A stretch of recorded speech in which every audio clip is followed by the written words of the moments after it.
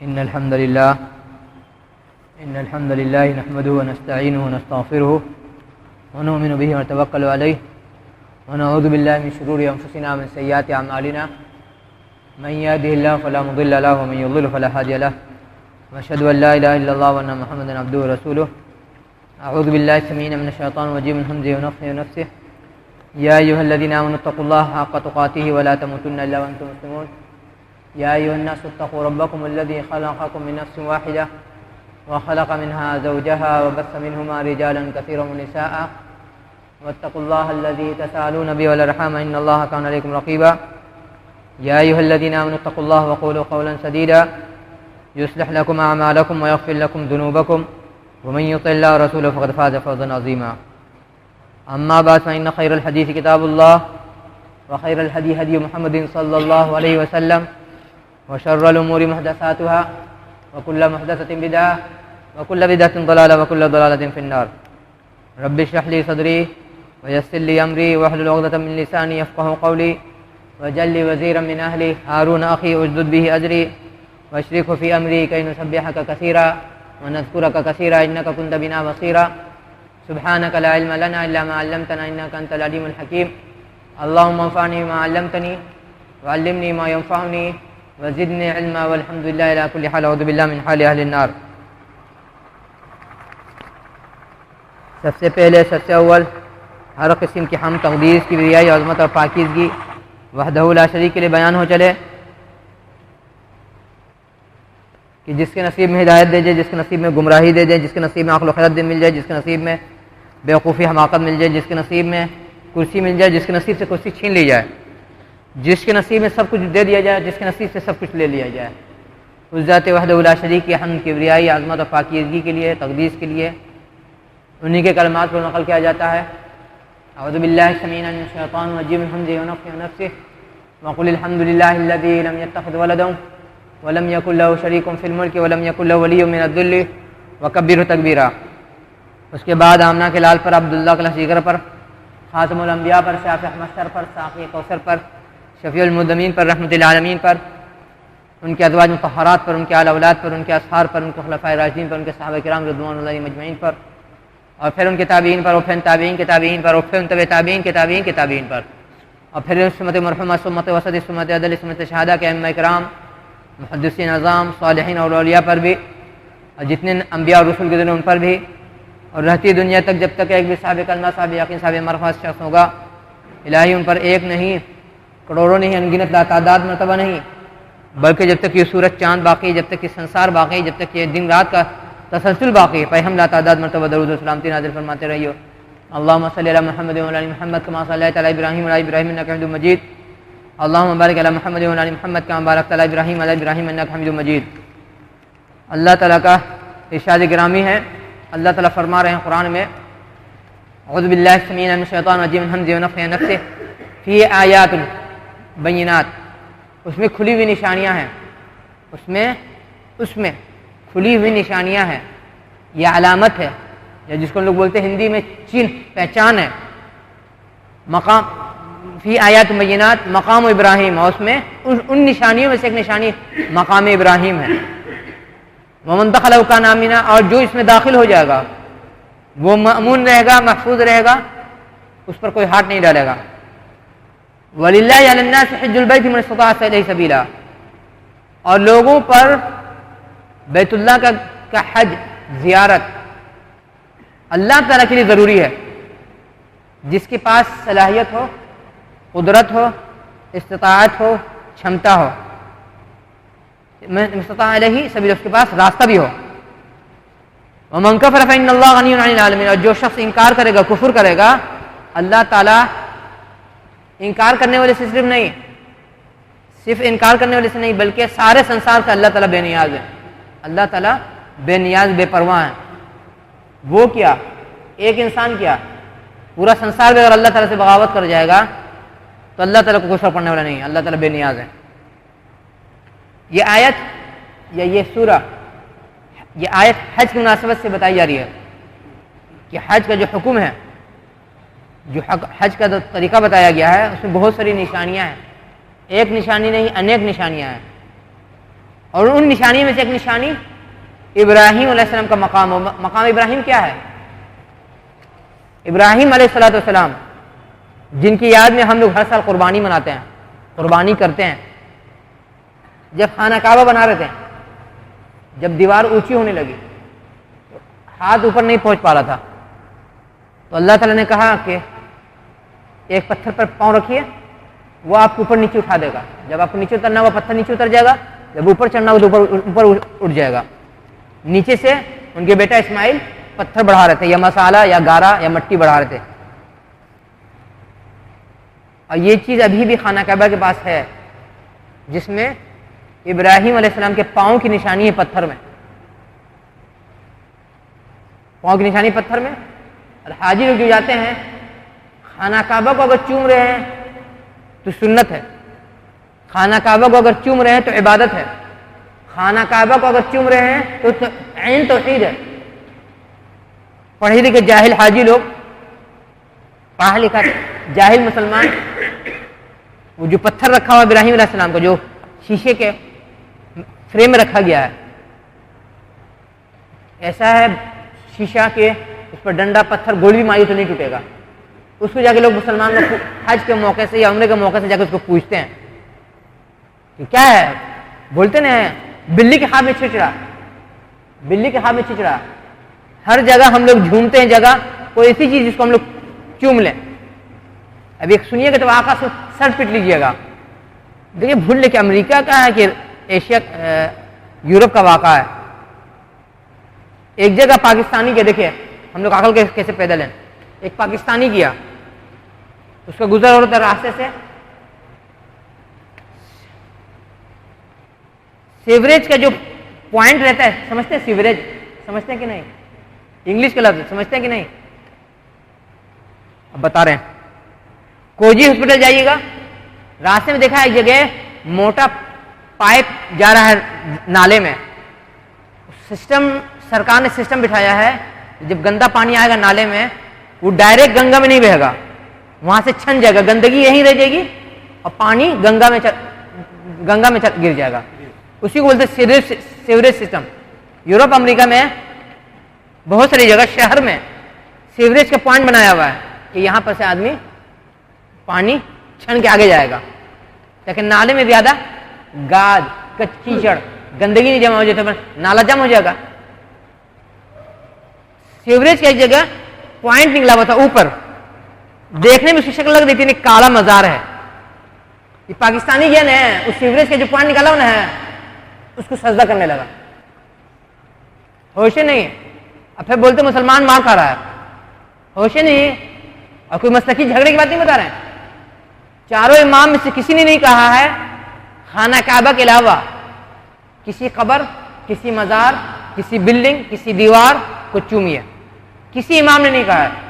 वल्लाह लाजिम अगर कोई दिखा दे कि इमाम अबू हनीफा रहमतुल्लाह ने कहा, इमाम मालिक रहमतुल्लाह ने कहा, इमाम शाफी रहमतुल्लाह ने कहा है, इमाम अहमद बिन हंबल रहमतुल्लाह ने कहा है, या दूसरे इमाम में से, इमाम तो 4 मशहूर हुए हैं, लेकिन हकीकत में इमाम 8-9 थे। किस्मत में शोहरत जिसको ज्यादा मिल गई। किसी ने नहीं कहा कि खाना काबा को छोड़ करके किसी आप मजार है या दीवार है या दरख्त है को चूमिए, किसी ने नहीं कहा। बरकत के मकसद से, इबादत के मकसद से। पाकिस्तानी की जो नजर पड़ी सीवरेज के पॉइंट पर, जो लग रहा था कि मजार है बाहर से काला, उसको सजदा कर दिया। अब बताइए यूरोपियन लोग हंसेगा कि नहीं? अगर मुस्लिम देखेगा तो हंसेगा नहीं। अल्लाह ताला फरमा रहे हैं, इब्राहिम अलैहिस्सलाम की बात आ रही थी कि इब्राहिम अलैहिस्सलाम का जो पाँव का निशान है खाना काबा का, आज भी वो खाना काबा से थोड़ा दूर है। हकीकत में पहले खाना काबा के पास सटा के रखा हुआ था, लगा करके। हजरत उमर रज़ी अल्लाह तआला अन्हु के खिलाफत का ज़माना जब आया, उन्होंने कहा कि भीड़ बढ़ जाती है हाजी लोग की या उम्रा करने वाले की, जो डिस्टर्ब होता है, ऐसा करते उसको हम पीछे कर देते हैं। उन्होंने उसको पीछे कर दिया। और वो एक जगह खास नहीं थी, पत्थर एक जगह नहीं था, कभी लुढ़क के भीड़ उधर चला गया, कभी लुढ़क के भीड़ उधर चला गया, कभी लुढ़क के भीड़ उधर चला गया। तो अल्लाह ताला भला करे कि जब हुकूमत का दिमाग काम किया तो उसने कहा इसको एक जगह सेट कर देते हैं कि उसकी बेहरमती नहीं हो। तो इब्राहिम सलाम की निशानी है, उसी निशानी के लिए वो कुर्बानी करते हैं, उसी निशानी के लिए हम हज उम्रा करते हैं। हज उम्रा करते हैं, उम्रा भाई उसका हिस्सा है और हज का तो हिस्सा ही है। और फरमान अल्लाह ताला की उसमें जो दाखिल हो जाएगा, यानी मक्का में जो दाखिल हो जाएगा वो महफूज है, उस पर आप हथियार नहीं उठा सकते हैं, उस पर आप हथियार नहीं उठा सकते हैं। इसमें इख्तिलाफी मसला बताने तफसील में नहीं जाना चाह रहे हैं कि उलमा बोलते हैं कि जो शख्स बाहर से जुर्म करके भागे अब मक्का में जाकर पनाह ले ले तो सरकार उसके साथ क्या करे, पकड़े के छोड़ दे, सजा देगी कि नहीं देगी, या पकड़ के सजा नहीं देगी छोड़ देगी, उससे मेरा मतलब नहीं। अब असल मजमून मेरे अब है वलिल्लाहि अलन्नास हिज्जुल बैति मन इस्तता इलैहि सबीला, जिसके पास रास्ता हो, क्षमता हो, कुदरत हो, सलाहियत हो, अल्लाह बंद इंसानों पर यह फर्ज है कि अल्लाह ताला के लिए हज करें, अल्लाह ताला के घर का, अल्लाह ताला के घर का हज करें। और फिर फौरन उसके बाद अल्लाह ताला फरमा रहे हैं वमन कफर फइन्नल्लाह गनियुन अनिल आलमीन, और जो कुफर करेगा, जो इनका ना इनकार करेगा, सुनेगा नहीं अनसुनी करेगा सुन करके, अल्लाह ताला उससे क्या, उस एक से क्या, पूरे संसार से बेनियाज है, उसको कोई फर्क पड़ने वाला नहीं है।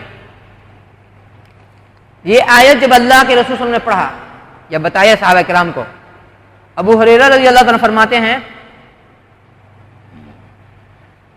कि रसूल ने फरमाया या अय्युहन्नास इन्नल्लाह फरज़ अलैकुमुल हज्ज फहज्जू, ऐ जो लोग, ऐ लोगो, अल्लाह ताला ने तुम पर हज फर्ज किया है तो तुम लोग हज करो, तुम लोग हज करो। एक इंसान पूछा, फ़क़ाल रजुल, एक इंसान ने पूछा, कहा अकुल्लु आम या रसूलल्लाह सल्लल्लाहु अलैहि वसल्लम, जब रसूल का नाम आए तो दूसरी पढ़ना चाहिए, दूसरा नाम सल्लल्लाहु अलैहि वसल्लम, क्या हर साल हज करना फर्ज है, जरूरी है? फसकत हत्ता क़ाला सलासन, तो रसूल जवाब नहीं दिए, खामोश है। तो बंदा बेवकूफ, या ना बेवकूफ तो नहीं बोलेंगे, ना समझ, या उसको कंफ्यूजन हुआ, 3 दफा पूछा क्या हर साल हज करना है रसूल सल्लम, अल्लाह के खामोश है, क्या हर साल हज करना है रसूल सल्लम, अल्लाह के खामोश है। तीसरी मतलब जब उसने बंदे ने कहा है, तब रसूल सल्लम ने कहा लव कुल्तु नअम लवजबत, अगर मैं कह दूं कि हज हर साल तुम पर फर्ज है तो वाजिब हो जाएगा, फर्ज हो जाएगा, कुछ उलमा जरूरी हो जाएगा। वलमस्ततातुम, और तुम्हारी सलाहियत, क्षमता, कुदरत नहीं है, सलाहियत कि तुम हर साल हज कर लो, ये तुम्हारी सलाहियत नहीं है। फिर रसूल ने फरमाया सुम्मा क़ाला ज़रूनी मा तरक्तुकुम, कि जहां तक हम तुम्हें छोड़े वहीं तक मुझे छोड़ो, जहां तक हम तुम्हें छोड़े तुम वहीं तक मुझे छोड़ दो। फ़इन्नमा हलक मन कान क़ब्लकुम बिकसरति सुआलिहिम व इख्तिलाफिहिम अला अंबियाइहिम, क्यों? इसलिए कि तुमसे पहले जो लोग थे अपने नबियों से खूब सवाल किए, अपने नबियों से, अपने वक्त के नबी रसूल से खूब सवाल किए और इख्तिलाफ किए, तो हलाक किए गए, हलाक और बर्बाद कर दिया गया। व इज़ा अमरतुकुम बिशैइन फ़अतू मिन्हु, जब तुम्हें किसी चीज का हुक्म दूं, ऑर्डर दूं, आदेश दूं, फरमान दूं, तो उसको जितना हो सके कर लो। फ़अतू मिन्हु, देखिए अल्लाह के रसूल पर कुर्बान जाइए, कितना जचा तुला वर्ड शब्द इस्तेमाल कर रहे हैं। ये नहीं बोल रहे हैं कि उसको पूरा कर दो, जब तुम्हें किसी चीज का ऑर्डर दें उसको मुकम्मल कर दो, ये नहीं कह रहे हैं, बल्कि फरमा रहे हैं उसमें से जितना हो सके कर लो, उसमें से जितना हो सके कर लो। अगर अल्लाह के रसूल को बोलना होता है कि पूरा करो जो हम कह रहे हैं, तो बोलते फ़अतू बिही, उसको पूरा करो। अल्लाह के पर कुर्बान जाए हमारे माँ बाप, फरमाते फ़अतू मिन, तुम्हें उसमें से जितना तुमसे हो सके आओ। मिन, यहाँ पे मिन, ये अरबी ग्रामर की बात हम बता रहे हैं। मिन का जो लफ्ज आता है कभी कभी तबईज के लिए आता, तबईज यानी हम पूरे का ऑर्डर नहीं दे रहे हैं, कुछ का ऑर्डर दे रहे हैं कि कुछ उसमें से तुम कर लो। फ़अतू मिन मस्तता, तुम जितनी तुम्हारी सलाहियत है। वला नहीं तुकुम अन शैइन फदऊह, लेकिन जब तुम्हें किसी चीज से रोकूं, बाज करूं, मना करूं, उससे बच जाना है, रुक जाना है, मुकम्मल मुकम्मल का लफ्ज नहीं है, लेकिन उसका अर्थ यही बनना है, मुकम्मल बचना है। हज क्या है? हम जानते हैं इस्लाम का 5 रुकन है, मशहूर है कि 5 रुकन इस्लाम का, कलमा, नमाज, रोजा, ज़कात और हज। कुछ कुछ रिवायत में आगे पीछे है, लेकिन बुनियादी तौर से इस्लाम का 5 रुकन है। लेकिन एक और रुकन उलमा ने बयान किया, दूसरी रिवायत में नकल किया, फरमाया है छठा रुकन जिहाद है। छठा रुकन क्या है? जिहाद है। लेकिन उससे मेरा बहस नहीं है, अभी बहस है हज से। कोई बिल्डिंग सतून के बगैर नहीं रह सकती है, कोई बिल्डिंग सतून के बगैर नहीं रह सकती है। ये अल्लाह ताला कादिर मुतलक हैं, फुल पावर वाले हैं, फुल क्षमता वाले हैं कि आसमान को बगैर किसी पिलर के, बगैर किसी बीम के खड़ा रखे हुए हैं। इंसान बोलता है हम कैसे मान जाए कि संसार का कोई पैदा करने वाला है, कोई चलाने वाला? अरे अल्लाह के बंदे, अकल के अंधे, तुमसे पहले हमें अल्लाह ताला अकल दें। एक छत तो बगैर पिलर और बीम के टिक नहीं रही है, तुम भी क्या, बांस के, गटर के, लोहे के। अरे आसमान इतने दूर तक नजर दौड़ा दीजिए, पूरी दुनिया आप घूम जाइए, कहीं भी आपको आसमान में पिलर, बीम, छज्जी, बांस, बल्ली नजर नहीं आएगी।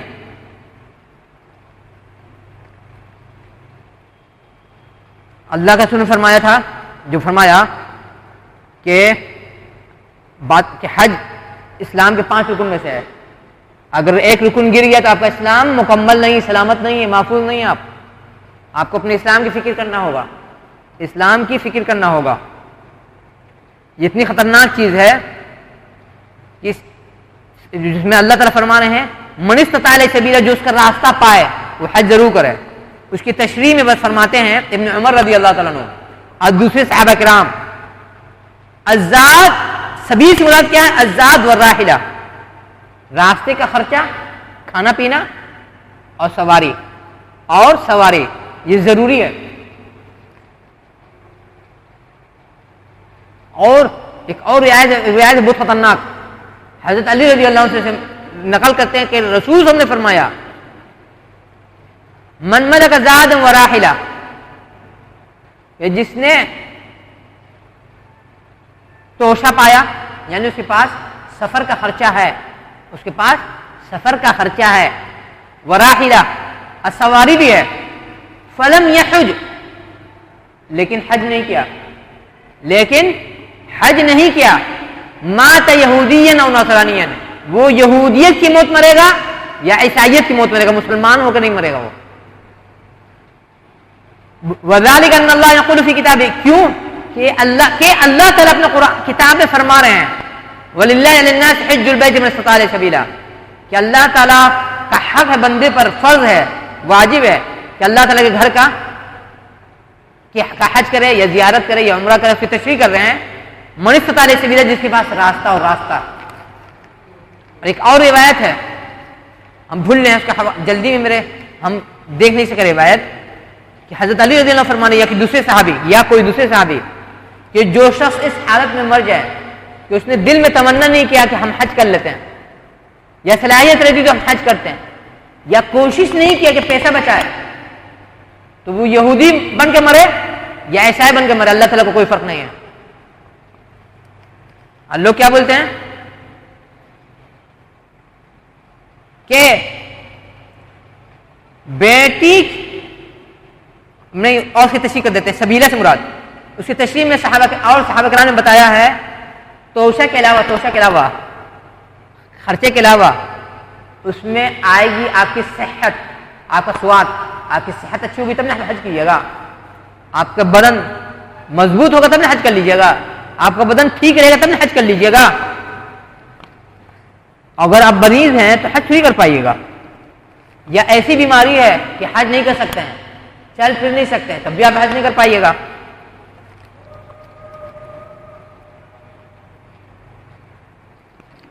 इब्न अब्बास इधर फरमाते हैं हज के मुताल्लिक कि जो इंसान मक्का में दाखिल होता है नेकी में दाखिल होता है। किसमें? नेकी में दाखिल होता है। और जो से निकलता है बुराई के साथ निकलता है, यानी उसके मन में चोर होता है तभी मक्का छोड़ता है। इसका एक मतलब ये होता है, एक मतलब ये होता है कि अगर मक्का छोड़ के निकलता है बिला वजह का, बगैर किसी मजबूरी के, तो गुनाह करता है। और उसी में आगे फरमा रहे हैं कि जब हज या उम्रा कर लेता है, इस हालत में निकलता है तो उसके गुनाह माफ हो चुके हैं। लेकिन इस रिवायत को उलमा फरमाते हैं कि इस रिवायत में इब्ने मुअम्मिल है। इब्ने मुअम्मिल, मीम वाव पर हमजा, मीम फिर लाम, और बोलते रिवायत सही नहीं है। क्यों? हम बता रहे हैं, कोई जरूरी नहीं है कि आप हज करने चले गए तो आपका हज कबूल हो जाएगा। हज कबूल होने की पहचान क्या है? उलमा ने बताया है, हज के कबूल होने की सबसे बड़ी निशानी यह है कि आप हज से पहले और हज के बाद आपके जीवन में बदलाव आ जाए। अगर आप हज करके आ गए, अगर आप उम्रा करके आ गए, लेकिन आपकी जिंदगी में, आपके जीवन में, आपके जीवन शैली में बदलाव नहीं आया, तब्दीली नहीं आई, तो आपका हज कबूल नहीं है। अब हर इंसान देखे कि मेरे उम्रा करने के बाद या मेरे हज करने के बाद मेरे जीवन में, मेरे लाइफ में कितनी तब्दीली आई है। जब बात आई हज की, लोग बोलते हैं बेटी की रुखसती कर लेंगे तब हज करेंगे, बेटी की रुखसती कर लेंगे, बच्चों की शादी कर लेंगे तब हज करेंगे। क्या ऐसा बोलने वाला अल्लाह ताला से बढ़ करके और रसूल से बढ़ करके औलाद का भला चाहने वाला हो सकता है? ऐसा जो बोलता है इंसान कि हम बच्चों की शादी से या बेटी के शादी से जब फ्री हो जाएंगे तब हज करेंगे। नौशाद भाई, बच्ची लोग इधर घुसी हुई अंदर, सब बोली उधर जाने के लिए। तो क्या उस बंदे के दिल में अल्लाह ताला से बढ़ करके और रसूल से बढ़कर आपकी मोहब्बत है आपकी औलाद के लिए? अल्लाह ताला की मोहब्बत कैसी है बंदे के मुकाबले में? एक सही रिवायत है कि अल्लाह के रसूल ने फरमाया कि इस संसार में जिस किसी मखलूक के पास जिस किस्म की भी मोहब्बत है, दिल में दया है, मोहब्बत है, उल्फत है, और अल्लाह ताला की मोहब्बत का फर्क कि अल्लाह ताला ने 99% मोहब्बत अपने पास रखा है, 99% मोहब्बत अपने पास रखा है, सिर्फ 1% मोहब्बत अपनी मखलूक में बांटा है। तो आप देखते हैं कि माँ बच्चों के लिए रात भर तड़प जाती है बच्चे की तकलीफ देख करके, बाप अपना खून पसीना बहाता है बच्चे को अच्छी जिंदगी देने के लिए। और नालायक औलाद, नमक हराम औलाद, नमक हराम समाज बोलता है कि अब बच्चा या बच्ची जवान हो गई, अपनी मर्जी की मालिक है। अब बच्चा या बच्ची जवान हो गई, अपनी मर्जी की मालिक है, नमक हरामी नहीं है। जिस मां ने 9 महीना पेट में पाला, जिस मां ने 2 साल तक सीने से लगाकर दूध पिलाया, और जिस बाप ने अपना खून पसीना बहाकर तुमको जवान किया, औलाद जब बड़ी हो जाती है तो बोलते हैं हम अपनी इच्छा के मालिक हैं। और अल्लाह ताला क्या फरमाने रसूल सल्लल्लाहु अलैहि वसल्लम कि मन लम यशकुरिन्नास लम यशकुरिल्लाह, कि जो लोगों का शुक्रिया नहीं अदा करेगा वो अल्लाह ताला का शुक्र अदा नहीं कर सकता है। जो मखलूक का शुक्र नहीं बजा लाए वो अल्लाह ताला का शुक्र नहीं बजा सकता है। मखलूक का शुक्र की मिसाल बता रहे, मखलूक का शुक्र बजा लाने की मिसाल दे रहे हैं। आपको मालूम है क्या, कुछ जानवर ऐसे हैं मना किया गया है उनको हम मार नहीं सकते हैं।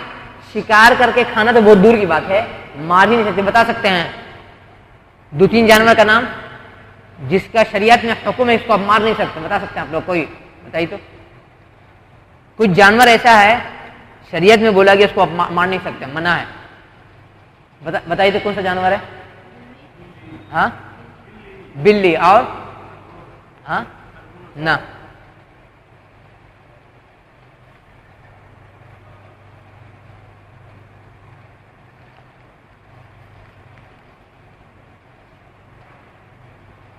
मेंढक को मारना मना है, मेंढक को भी मारना मना है। बिल्ली को तो मारना मना है ही है, मेंढक को भी मारना मना है।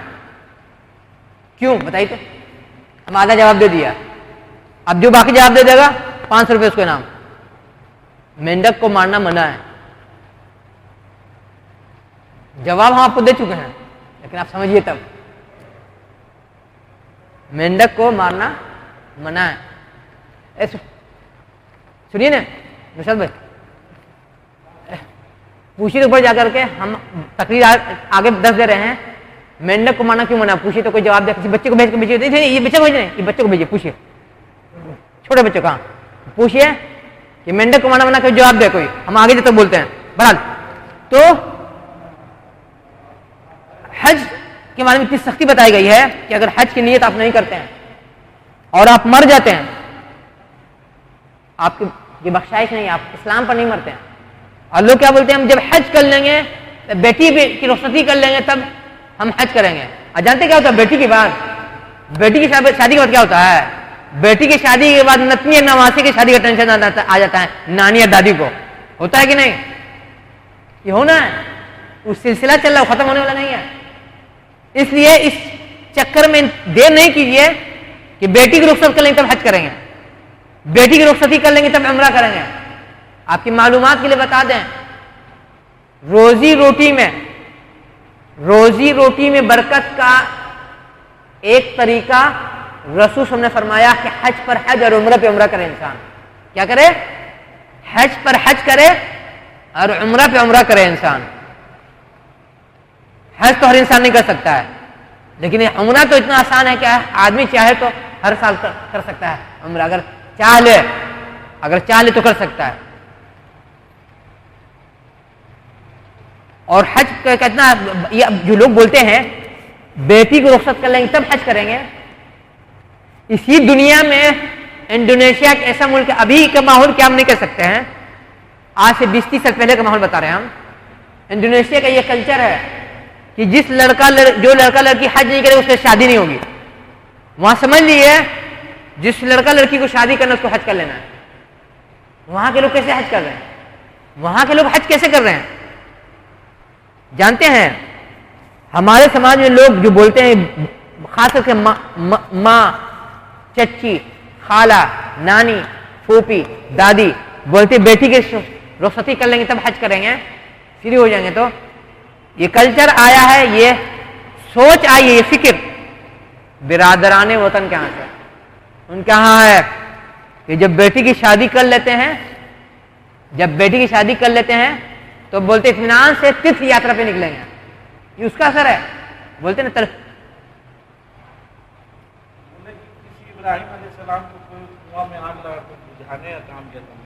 आधा जवाब, मुकम्मल नहीं जवाब, मुकम्मल जवाब नहीं, आधा जवाब है। हम जवाब दे रहे, हम क्या बोले थे? देखिए क्या बोले, हम क्या बोले थे अभी? हाँ, इंडोनेशिया में वहां लड़का चाहे लड़की, उसको हज कर लेना है तभी उसका निकाह होगा। हज नहीं किया होगा उसका निकाह नहीं होगा, कोई रिश्ता नहीं करेगा। आखिर वो लोग कैसे हज कर ले रहे हैं? और हज करना हर साल हर किसी की बस की बात नहीं है, लेकिन उम्रा तो इंसान कर सकता है, अगर चाह ले उम्रा कर सकता है और उससे रोजी में बरकत आती है। अब सच बताइए, जब आपकी रोजी में बरकत आएगी, इनकम नहीं बढ़ेगा आपका।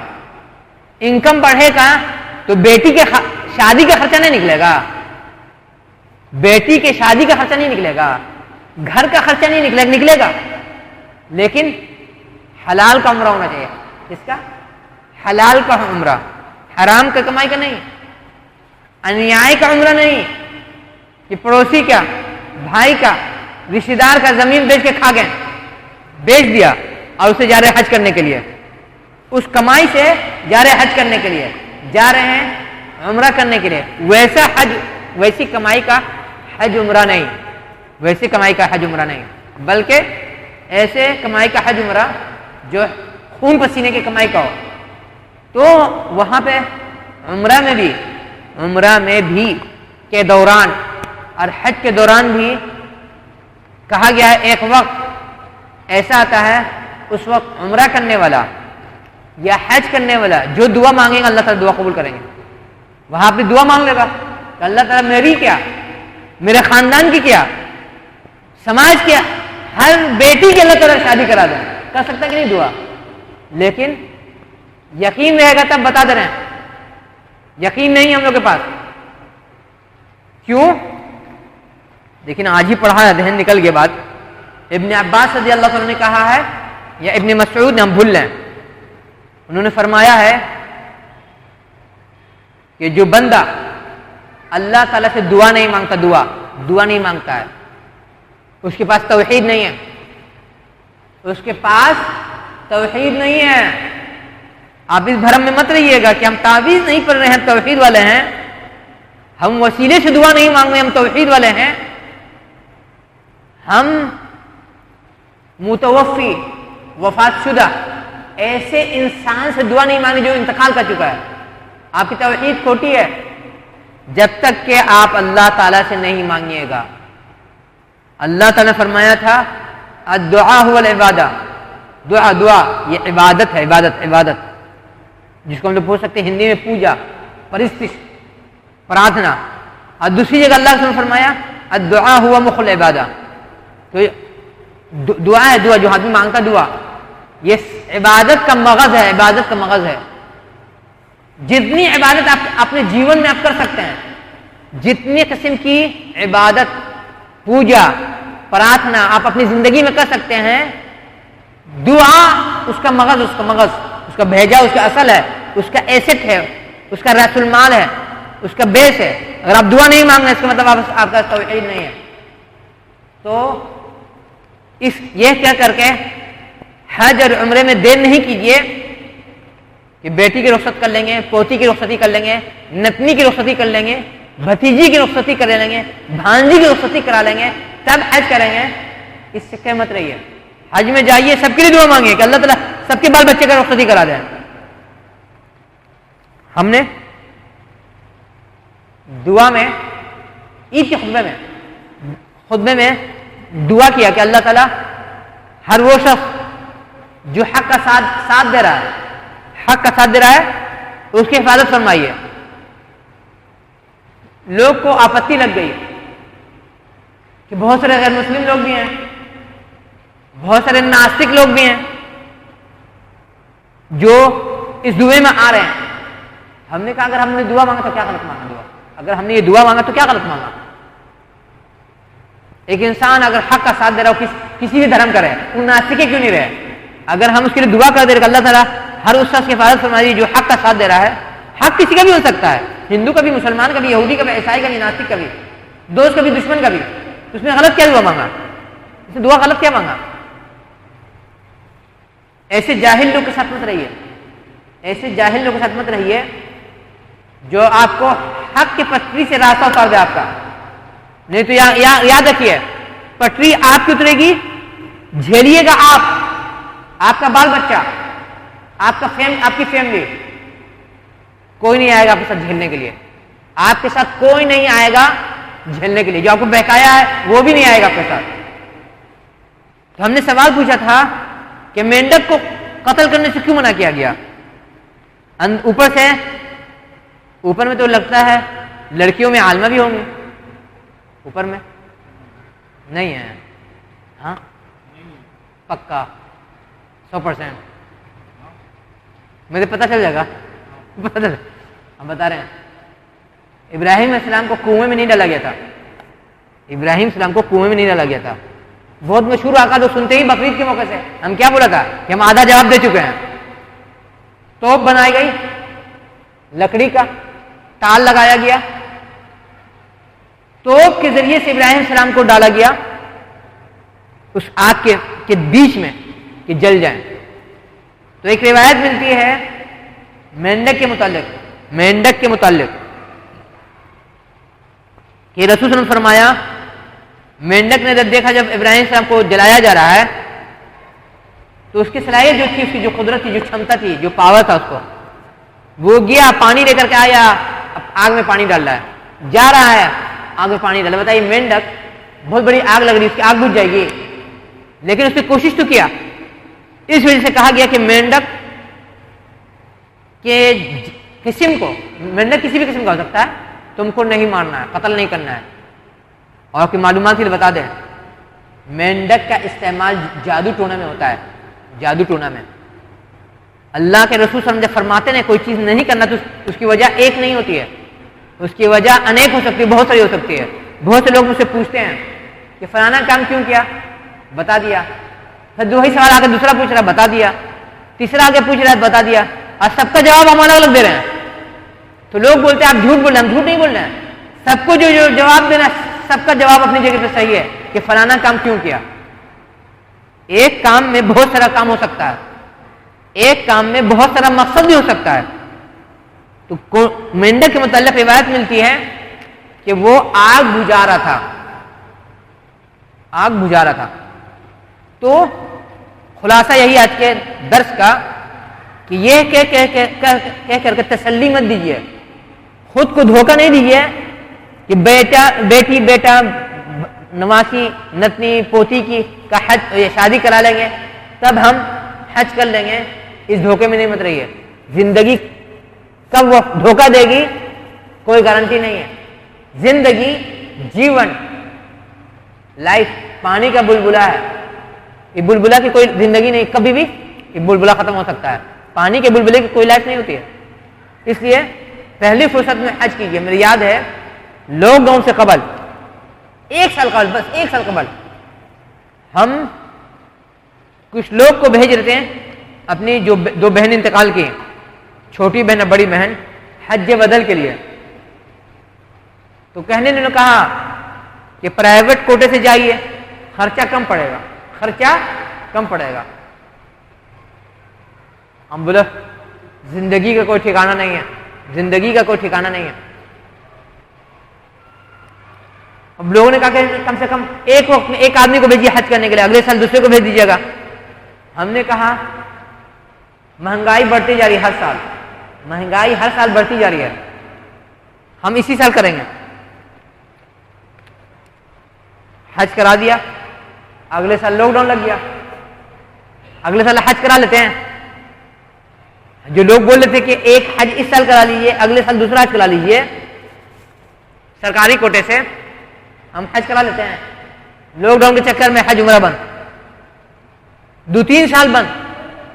और सिर्फ बंद नहीं रहा, जितने में हम 2 हज करवा लिया प्राइवेट से, अब उतने में एक आदमी का हज हो रहा है, इतने पैसे में एक आदमी का हज हो रहा है। और इससे पहले हमने तकरीर में बोला था, जुमे के दर्स खुतबे में भी, कि नेकी के काम में देर नहीं करना चाहिए। कर लो, गारंटी नहीं कि सेहत रहेगी, गारंटी नहीं है कि कल पैसा रहेगा, गारंटी नहीं कल फुर्सत रहेगी हम कर लें। पहली फुर्सत में आदमी नेकी कर ले। और जो हज के लिए कहा गया है उसमें यह भी कहा गया है, जो हमने कहा कि अगले साल देखने कौन गया, हालात जिससे से बिगड़ रहे हैं वर्ल्ड लेवल पर, हम इंडिया लेवल की बात नहीं बोल रहे, वर्ल्ड लेवल पर कहीं हज का रास्ता खतरनाक हो गया तो कब कौन सा माहौल हो जाए, जंग का को ठिकाना है। इसलिए पहली फुर्सत में हज कीजिए। इस चक्कर में नहीं रही है कि रुखसती करेंगे तब हज करेंगे, नहीं तो फिर वही होगा कि आप मरिएगा, अल्लाह ताला आपको और हमको उठा के जहन्नम में डाल देंगे। बोलेंगे इसको हज का जज्बा नहीं था, इसको हज का शौक नहीं था, इसको दिल दिमाग में भी बात नहीं आई कि एक काश हम हज कर लेते हैं। और जब बात आई कि हम जो इब्न अब्बास से एक रिवायत है जो ज़ईफ है कि मक्के में दाखिल होता नेकी के साथ और बुराई के साथ निकलता है, अगर बिला वजह का निकल रहा है।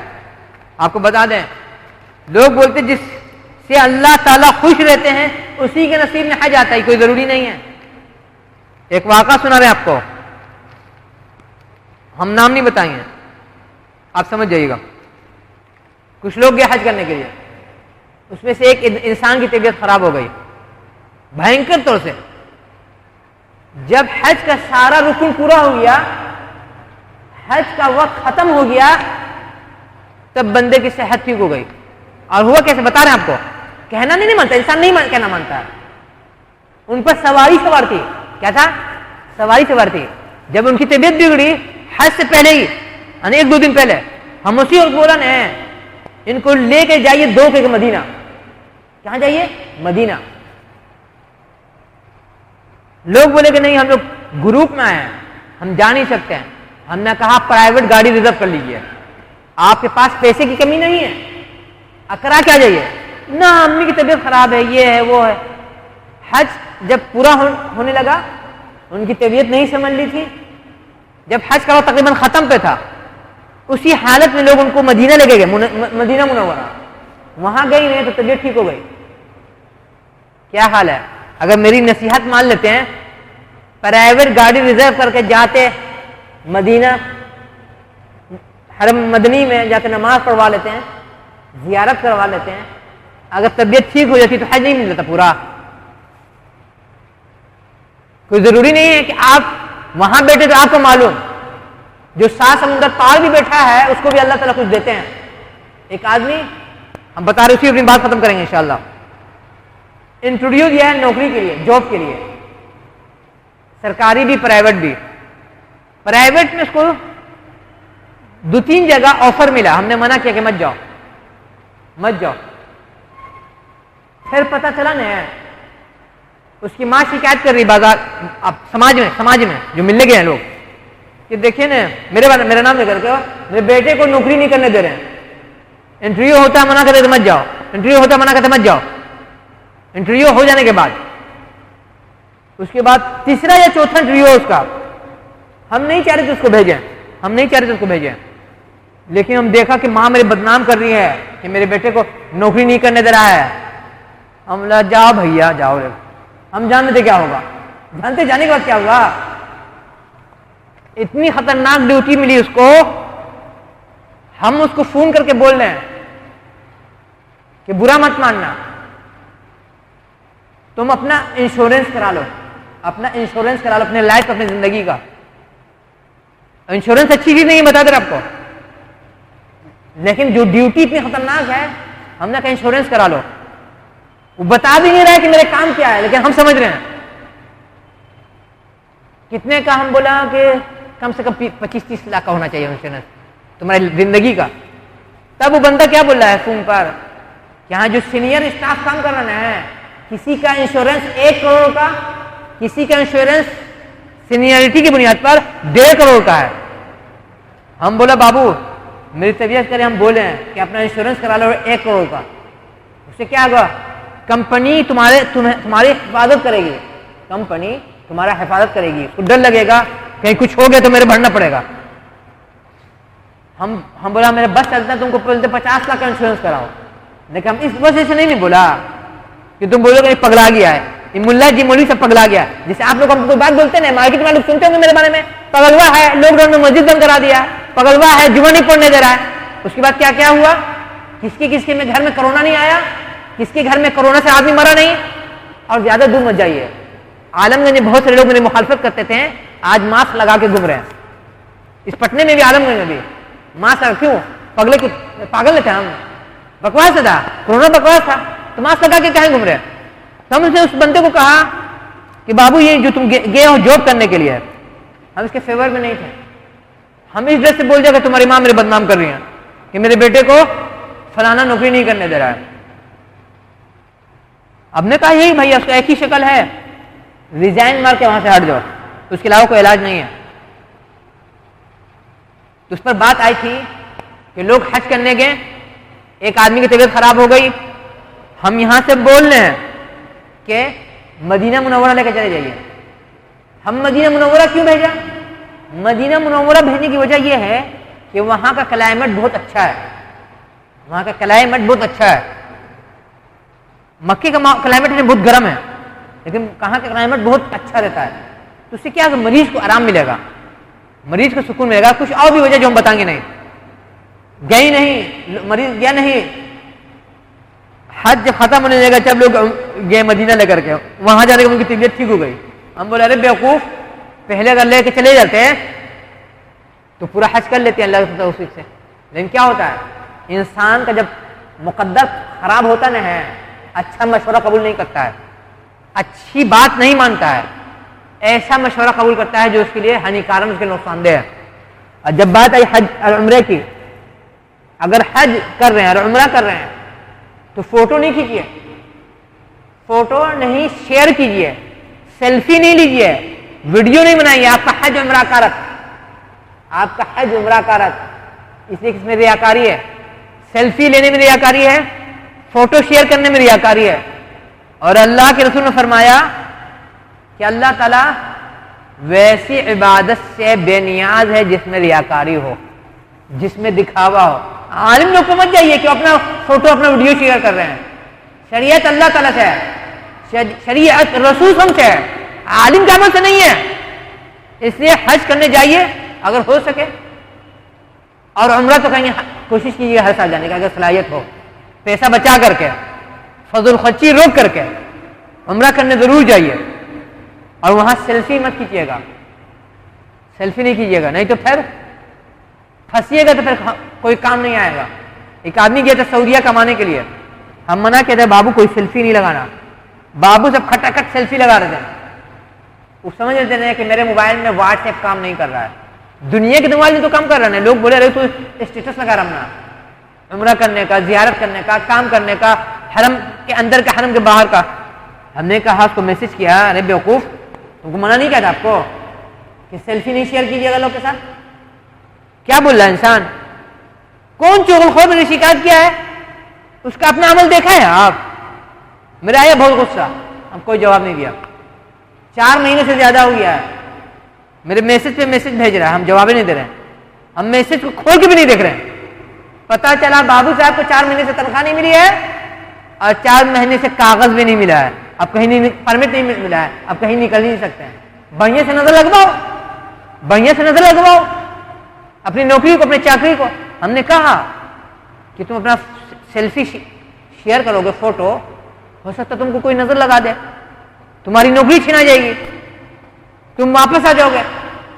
इसलिए जब हज करने जाइए या जब उम्रा करने जाइए तो फोटो वोटा किसी के साथ नहीं शेयर करना, किसी के साथ, न अम्मी के साथ, न अब्बा के साथ, न बीवी के साथ, न शौहर के साथ, नहीं भागने के साथ, नहीं भांजे के साथ, नहीं भाई के साथ, नहीं बहन के साथ, नहीं छोटे के साथ, नहीं बड़े के साथ। अगर चाह रहे कि वाकई में अल्लाह ताला उम्रा कबूल करें, हज कबूल करें। और आखिर में एक बात के बाद खत्म करेंगे। दर्स में बैठने से जन्नत हासिल नहीं होती है। दर्स में बैठने से, दर्स जैसे आज हो रहा है, ये दर्स हो रहा है, अल्लाह रसूल की बात, जन्नत नहीं हासिल होगी जब तक कि आपका दर्स किताब सुन्नत के मुताबिक नहीं हो। दर्स देने वाले के दिल में, ईमान में अल्लाह रसूल के लिए खोट नहीं रहे, खोट नहीं रहे, दुश्मनी नहीं रहे, कीना कपट नहीं रहे, अल्लाह रसूल से बोझ नहीं रहे, अल्लाह रसूल से बगावत नहीं रहे। क्यों हम बोल रहे हैं, बता दे रहे हैं। इस दर्स में औरतें भी आती हैं।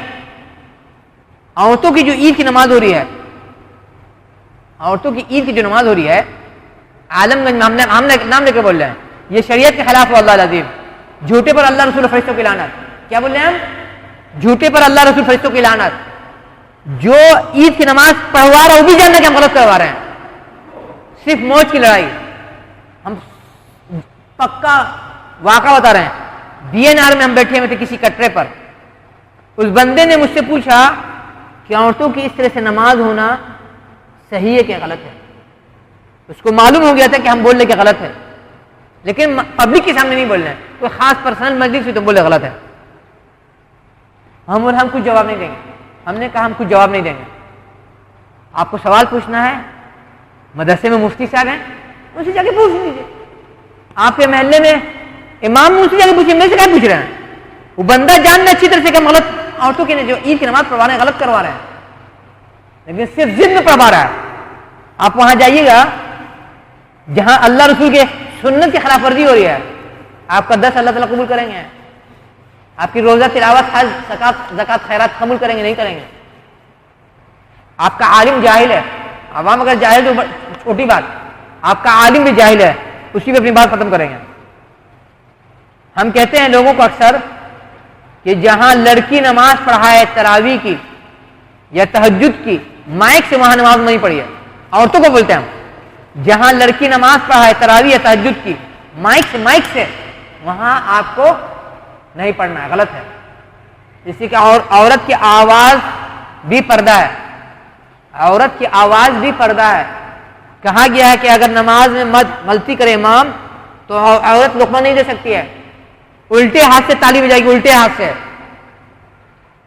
और जब माइक से तरावी तहज्जुद पढ़वा रहे हैं, हाँ हाँ आवाज आ रही है, गली में, मोहल्ले में, टोले में, पड़ोस में, ये सुन्नत की खबरदी नहीं है, ये अल्लाह ताला से रसूल में बगावत नहीं है।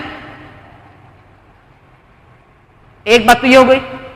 दूसरी बात, एक दिन में एक ही दर्स में शिरकत कीजिए, 10 जगह में शिरकत नहीं कीजिए।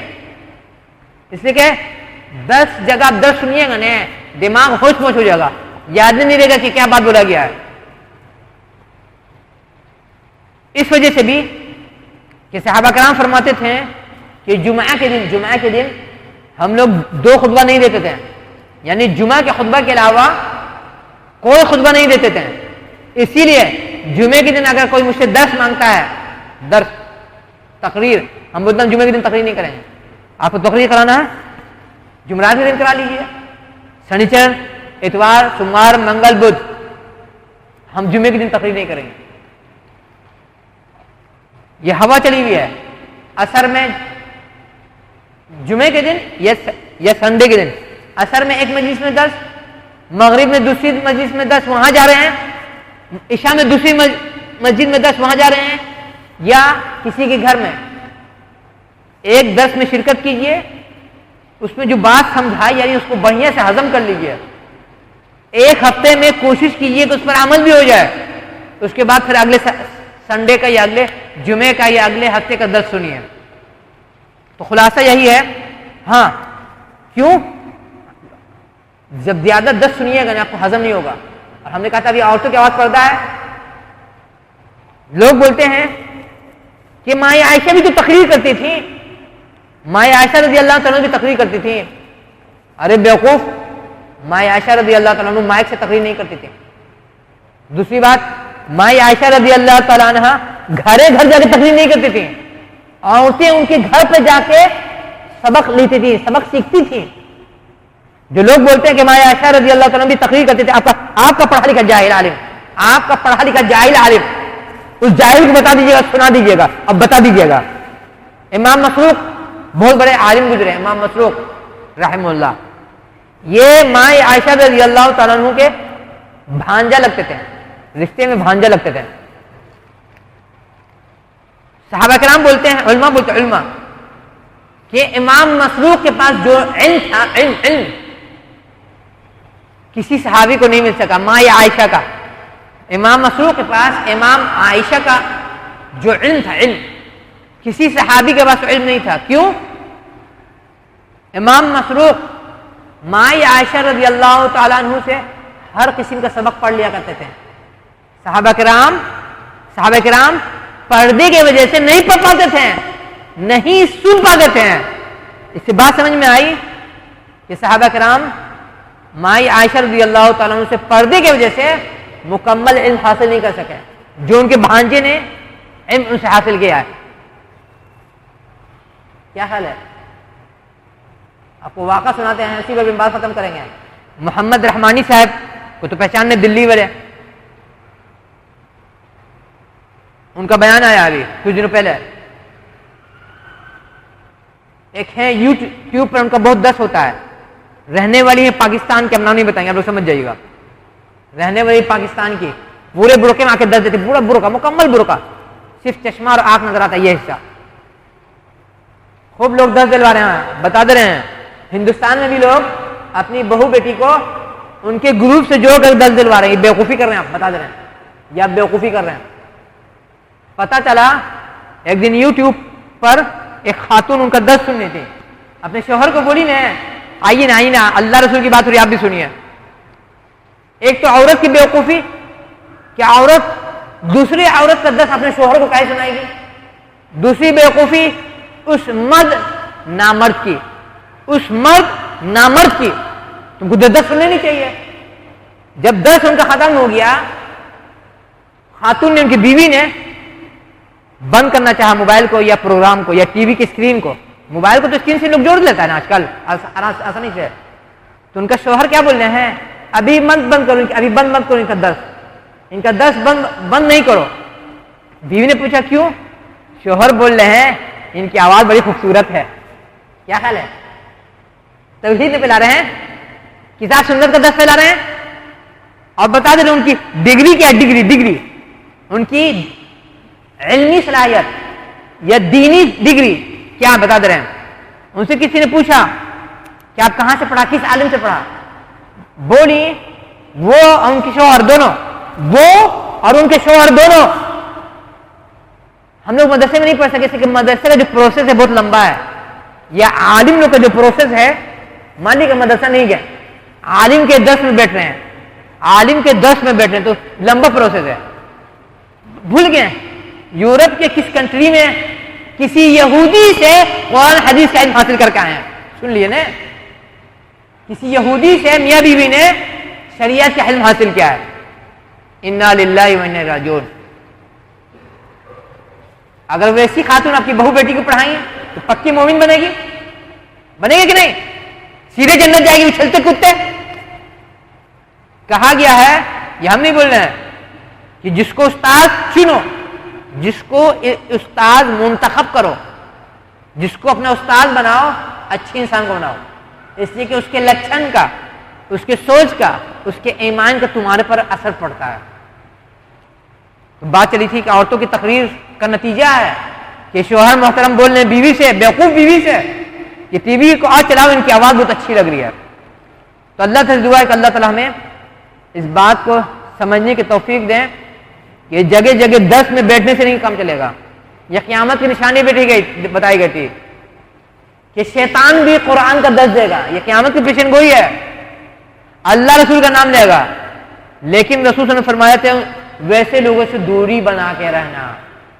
अल्लाह से दुआ कि अल्लाह ताला हमें इस बात की तौफीक दे कि हम लोग अपनी ज़िंदगी में बार बार हज करें, बार बार उम्रा करें, बार बार नेकी करें, बार बार गुनाहों से बचते रहें। अल्लाह से दुआ है कि जो लोग गुजर उन्हें बहुत दीजिए, जो कल को गुजरेंगे उन्हें बहुत दीजिए, जो करीब हैं, जो दूर है, जिससे ताल्लुकात अच्छी, जिससे ताल्लुकात खराब हैं, जो नजरों के सामने उन्हें भी, जो नजरों से उजल उन्हें भी, जिनके घरों में बीमारी है, किसी भी उम्र को, किसी भी किस्म की, किसी भी फर्द की, किसी भी दर्जे की, इलाही हमारे मरीजों को सफाई कुल्ली और आजिल अता फरमा दीजिए। जिनके घरों में आसेबी चक्कर है, या जादू टोना का चक्कर है, या शैतानी चक्कर है, या झटके का चक्कर है, ऐसे मरीज, तमाम मरीजों को सफाई कुल्ली और आजिल अता फरमा दीजिए। उसके साथ साथ नेकी की भी तौफीक और गुनाहों से बचने की तौफीक अता फरमाते रहियो। इलाही हम में से जो बेरोजगार हैं या कर्जदार हैं, उनके लिए पर्दे गैब से कर्ज की अदायगी का, रोजी का इंतजाम फरमा दीजिए, और उसके साथ साथ उनके लिए नेकी की तौफीक का रास्ता खोलते रहियो, नेकी की तौफीक देते रहियो, और गुनाह से बचने की तौफीक देते रहियो। इलाही हम में से जिनके घरों में कुंवारी मुतल्लका है, जवान बहू बेटियां, भाई बंधु बेटे हैं, इलाही उनके लिए पर्दे गैब से सिर्फ इस्लामी जोड़े का इंतजाम न फरमा दीजिए, बल्कि उनके पूरी रिश्ते को, पूरी जिंदगी को किताब सुन्नत के मुताबिक गुजारियो, कि दुनिया भी बन जाए, आखिरत भी बन जाए, दोनों हाथ में लड्डू मिल जाए।